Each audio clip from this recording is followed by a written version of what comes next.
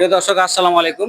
দেখছি ৪৭তম জাতীয় বিজ্ঞান ও প্রযুক্তি সপ্তাহ এবং বিজ্ঞান মেলা এখানে অনুষ্ঠিত হচ্ছে।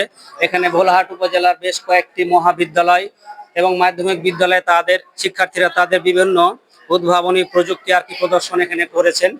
সকালবেলা উপজেলা প্রশাসন তাদের উদ্ভাবনী প্রযুক্তি আর কি দেখিয়েছেন আর কি।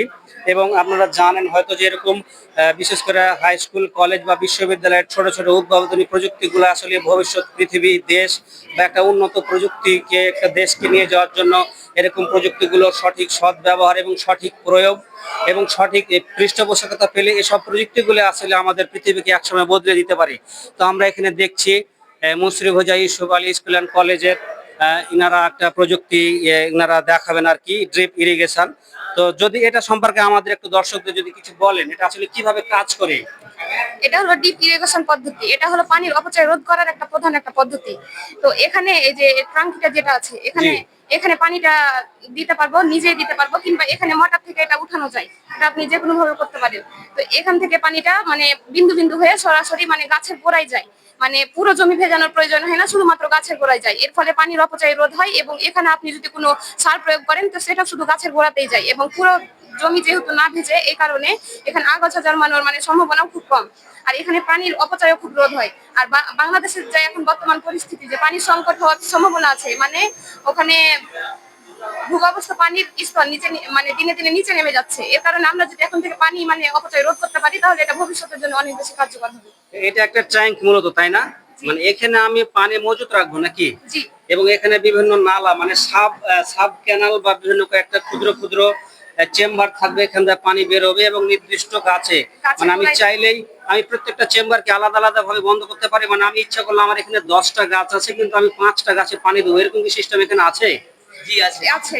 জি, এখানে তাহলে একটা করে চেম্বার থাকা উচিত বা হয়তো বন্ধ বা খোলার একটা সিস্টেম রাখা উচিত। তাহলে আমার মানে পুরো পানিটা অপচয় হবে না, কারণ এটার উদ্দেশ্যটা হচ্ছে যে ড্রিপ ইরিগেশন মানে পানির অপচয় রোধে।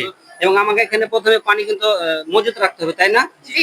এবং এখানে কি মানে শুধু কি বড় বড় গাছের ক্ষেত্রে পানি প্রয়োগ পদ্ধতি এটা, নাকি আমার সবজি গাছের ক্ষেত্রে বা কোনো শস্য গাছের ক্ষেত্রে এটা প্রযোজ্য? যেমন টমেটো, বেগুন, আলু এই গাছগুলোর ক্ষেত্রে এটা প্রযোজ্য। প্রযোজ্য। জি। শুধু ধান ক্ষেত বা গম ক্ষেতে এই ক্ষেতগুলোতে একটু সমস্যা হতে পারে, কিন্তু এই গাছগুলোতে হবে। এই যে ড্রিপ ইরিগেশন সিস্টেমটা আসলে মানুষ মানে কেন ব্যবহার করবে, এই প্রযুক্তিটা মানুষ কেন গ্রহণ করবে বলে আপনার মনে হয়?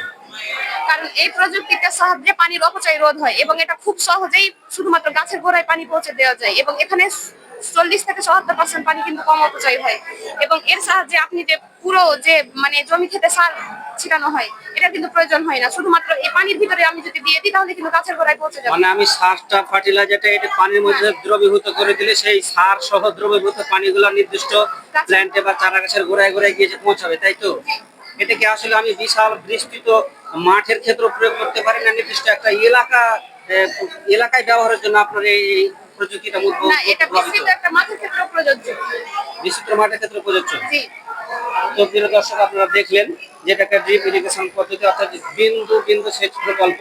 এবং বিন্দু বিন্দু পানি এখানে দেখছেন একটা বড় মূল ট্যাঙ্কার আছে, এখানে আমরা পানি পূর্ব থেকে মজুত রাখতে পারি এবং এর মাধ্যমে আমরা এখানে সার মিশ্রিত পানিও রাখতে পারি। তাহলে আলাদাভাবে আমাদের সার ছিটানোর মানে শ্রমিকের প্রয়োজন হবে না। পানির সাথে অটোমেটিক এটা সার মিশ্রিত পানিগুলো আর কি বিভিন্ন চারা গাছে বা আমি যেখানে যেখানে আর কি পানি সেচ দিতে পারি সেখানে মূলত এই সারটা বা পানি এটা আর কি চলে যাবে। এটা হচ্ছে ড্রিপ ইরিগেশন পদ্ধতি। এটা আসলে প্রদর্শন করলেন ভোলাহাট উপজেলার Musrif Hoja Yusuf Ali school and college. এই যে আমরা দেখতে পাচ্ছি মূল ট্যাঙ্ক এবং এখান থেকে আর কি বিন্দু বিন্দু আকারে আর কি ফোটায় ফোটায় পানি গাছের গোড়ায় পতিত হচ্ছে। এজন্য মূলত এটার নাম হচ্ছে ডিপ ইরিগেশন বা বিন্দু বিন্দু সেচ প্রকল্প। এখানে একটা অ্যালোভেরার গাছ আমরা দেখতে পাচ্ছি, এখানেও আর কিতে গাছের গোড়ায় একটা নির্দিষ্ট সাব নালা বা সাব ক্যানাল মানে কৃত্রিম একটা ক্যানালের মাধ্যমে আমরা নির্দিষ্ট একটা চারা গাছের নিচে নির্দিষ্ট পরিমাণে বিন্দু বিন্দু আকারে আমরা পানি দিতে সক্ষম হব। এবং এটা ওনারা বললেন যে এটা কোনো নির্দিষ্ট ছোট এরিয়ার ক্ষেত্রেই হবে না, এটা যে কোনো বড় বিস্তৃত মাঠের ক্ষেত্রেও এটা সফল প্রয়োগ করা সম্ভব।